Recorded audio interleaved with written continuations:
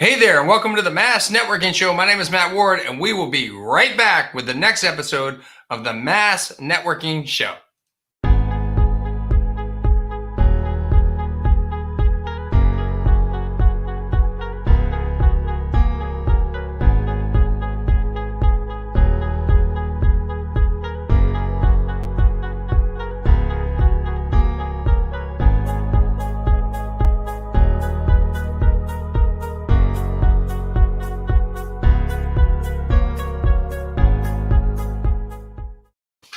What's up, Mass Business Connections? My name is Matt Ward. I'm a professional speaker and a word-of-mouth referral consultant and the area director for Spirit Business Connections in Massachusetts. Welcome to our live Mass Networking Show. We're here Friday, August 28th. It's now, 10:13 in the morning. We got a great guest for you today, and we're going to walk through that interview here in just a second. Before I get started, I just want to remind you to make sure that you click on that first comment, that link to StreamYard that allows your Facebook image to be pulled right into the show. That way, if you comment, which we would love you to do, we can show it on the screen and show your comment. That would be great to have you as well. Also, additionally, I want to thank all of you for being active with us and being an active member of our Facebook community. We greatly appreciate it. If you're looking for more interactivity and getting involved, if you're watching this on YouTube, you can join us in the Mass Business Connections group on Facebook. It's facebook.com/group/mass networking. Now, this week, we've got a great guest for you. We're going to bring on Alexandria Dimond. Welcome to the show. Hey, Matt. How are you? It is Friday. I love Friday. Friday is good. So Alexandria has been active in the Facebook group a little bit here and there. We've been now going, we were just talking before we started the show, we've been going now probably about 8 weeks, and we just hit over 1,000 members. So thanks to you and to everybody else in the group who's got us going in the right direction. Our ultimate goal is 2,500 members, and then eventually we'll do some in-person stuff, but we will always be doing virtual stuff too. Why? Because as Alexandria and I were talking about before the show started, we love to save on our gas. Yes, absolutely. That and the fact that the time management is a big thing for small business owners. And we can work on projects right up until the start of a Zoom, for instance, and you don't have to go anywhere. So, but we also see the value in the in-person stuff, doing business in person, networking in person is always fun. So why don't you tell the Mass Business Connections group, Alexandria, what it is you do? Absolutely, Matt. So I am a coach, confidence booster, and problem solver, and I have used those skills to create 2 companies that I own. I'm a serial entrepreneur, and I like to take the opportunities, the skill sets that I've gained over the years in my career to help others succeed. My first company is Dimond's Business Coaching and Marketing Solutions, in which I do everything from a small business that just needs a weekly business meeting to help them stay on track with topics like business leadership, putting systems in place that many small business owners don't really realize they should have in place until it's too late, how to hire and train employees and keep employees, attracting the right employees. And then each week I share different simple marketing techniques that they can implement into what they're doing, so that way they can see continued growth as they move forward. I also have what I call the Content Coach, which is my marketing program where I create content for people's social media sites, their email campaigns, SMS campaigns, etc., so they can be a little bit more hands-off. And then ultimately, my top-tier program are for those business owners that are at a place where they have to invest into their business in order to hit the next level. So they may want to be more hands-off, or they may want to put more time into the actual niche itself and not a lot of time into reviewing KPIs or putting together training systems for their team members, or, those different operational pieces that are important to a business. But, many people who get into business don't get into it for that. They get into it for the thing they love, whether it's, fitness or a restaurant or teaching. So I kind of take that off their plate so they can continue to focus on what they love. And then with that, I also am their marketing director. So I kind of handle 2 of the key roles for their business so they can focus on what they need. That's the thing that Michael Gerber talked about in the E-Myth a lot, which I implemented in my old agency. Yes, great book. Not working in the business, working on the business. most tradespeople, that's the best example is they get into the thing to do the trade. They're the electrician, the carpenter, the plumber, but they're often not running the business side. And so they, I for years have had a handyman that never invoiced me. I mean, it's just very common. And so the systems and processes aren't set up. And that's something that people need on the marketing side as well, for sure. Absolutely. Even just like you mentioned, like team meetings, coaching, things like that, keeping people on track is key. Now, who would you consider to be your ideal client? My ideal client is that business owner that recognizes that if they don't invest into their business, whether again it's at the base level or at the top tier, they're not going to grow any further. They're not going to be able to hit those goals. They may actually be at a point where they're trying to bail water out of their ship because they just can't juggle it all.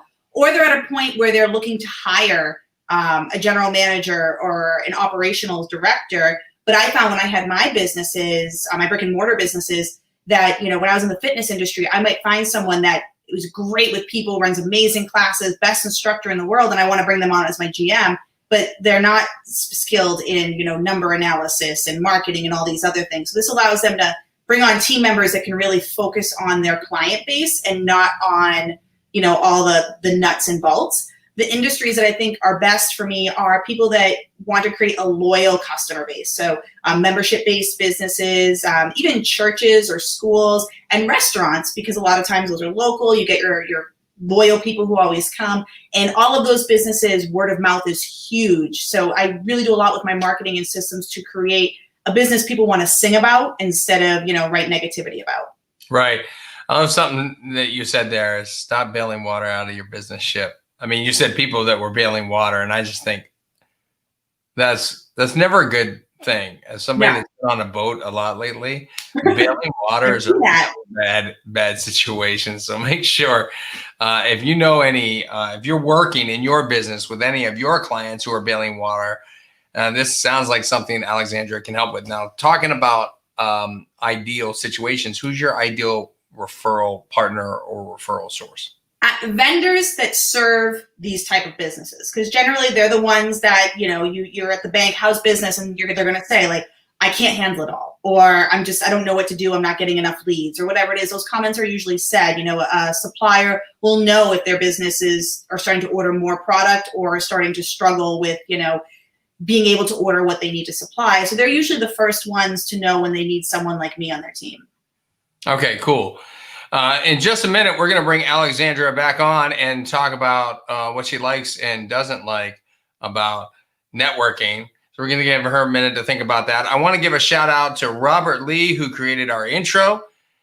As we take this intermission, you can see the intro he created right here.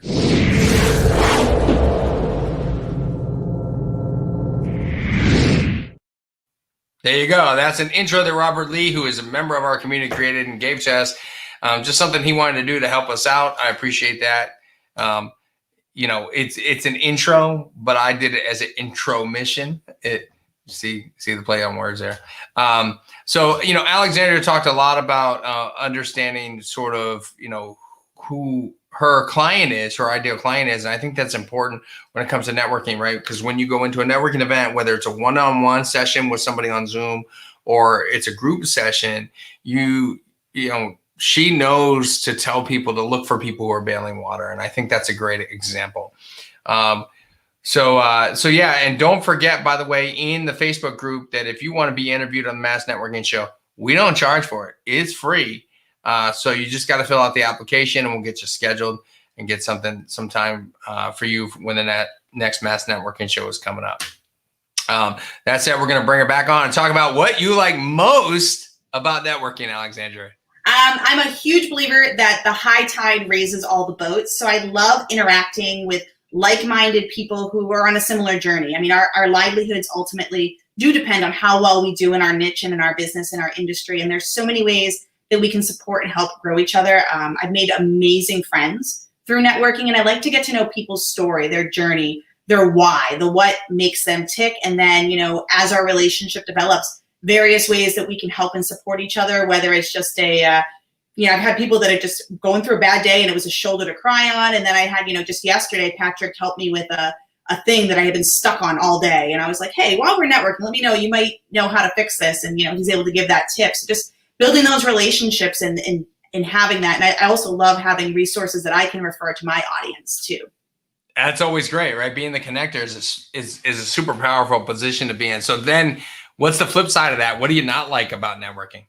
Probably your most common response, but people who just don't get it. They can't see the forest for the trees. They're just focused on, okay, I got to make a sale. I come in and, you're like, hey, tell me about yourself. And instead of telling about themselves, they're like right onto the sales pitch. And I want to be like, okay, and I'm not picking on any industry, but you kind of shared a shake story a few weeks ago, or something. And I find like a lot of those stories for all of those product lines, because I'm in the health and fitness industry also, I get approached a lot. And it's like, you guys realize you all have the same pitch for all of the companies. Like, you all got a doctor, you all got a sports athlete and a celebrity. Yours is always the cleanest. And it's like, tell me why you love it. Like, why are you in that company? Let me get to know you and why it matters to you. And we can build such more valuable relationships than if you're just focused on trying to sell me in the 8 minutes we get to chat with each other. It's something you bring up too. And I rarely like to throw people under the bus or industries under the bus, but network marketing as a whole is a problem.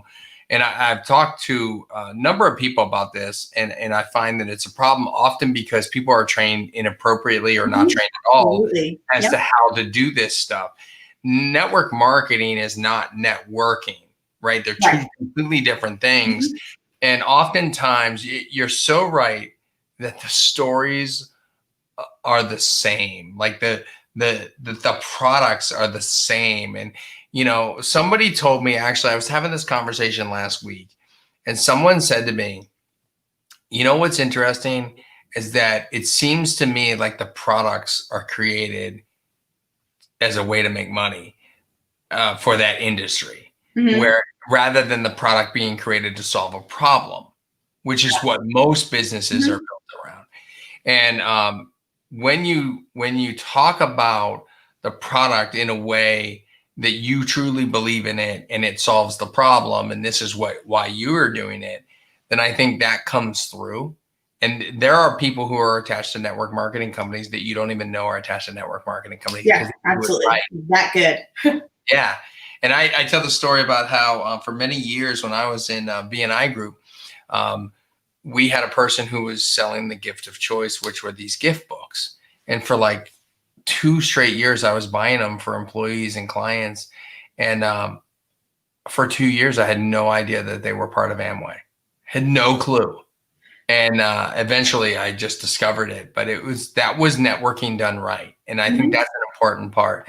When you talk about people that don't get it, I tend to say that, or I describe it as that they are not situationally aware of how they come across to other people and how that affects it. What most people don't realize is that they're the person being talked about when they're not in the room, in a way in which they don't want to be talked about. Yeah. It's not like we're talking about their product or service. We're talking about how crazy sales approach they were. So we definitely want people to stay away from that, not be in it for the short-term sale, but the long-term relationship game is how all this is going to play. And I think honestly, we've all struggled with it at some point or another because there's some need and, you want to make the sale. So you have to like almost conscientiously rein yourself back sometimes. But like you said, they're not getting the training. They're just told to like, just attack everyone with the sales pitch and eventually someone will cave. And it's like, man, you could do so much more if you would actually learn to build these valuable relationships with people and create a legacy as opposed to a quick fix. Right. We're going to bring Alexandria right back on in just a second and have her give out contact information. I think that's a powerful way to touch base with her. But I just want to share with you an experience I had in the past week in which I did I was connected with an individual who wanted to talk to me about the success I had in my previous agency and learn some few things. I had no problem with that. Connected with them. And I realized immediately they had done all of their homework. It was fantastic. And they knew everything about me and what I was doing now. And they asked very pointed questions. And I said, it's interesting that you did all your homework. And her response was, if you're giving me your time to help me grow my business, then the least I can do is learn a lot about you. And one thing she did in the very first 5 minutes was give me a tip or suggestion to implement in my business based on the research she had done. And she was providing me value. And, you know, within 7 days, I sent her a message asking her a question about her services. So it looks like she might be able to help me. And I reached out to her.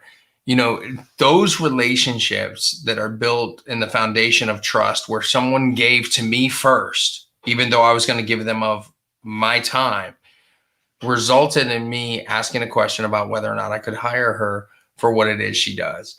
And so maybe we need to make more of those concerted efforts to show up and be of service to others. And that's what we always want to make sure we do. So I'm going to ask Alexandria to come back on to share her contact information. Absolutely. So that you can connect with everybody and do some more Zoom one-to-ones. Fantastic. So my email is alexandria@alexandriadimond.com. No A in diamond, so spelled like it is on the page.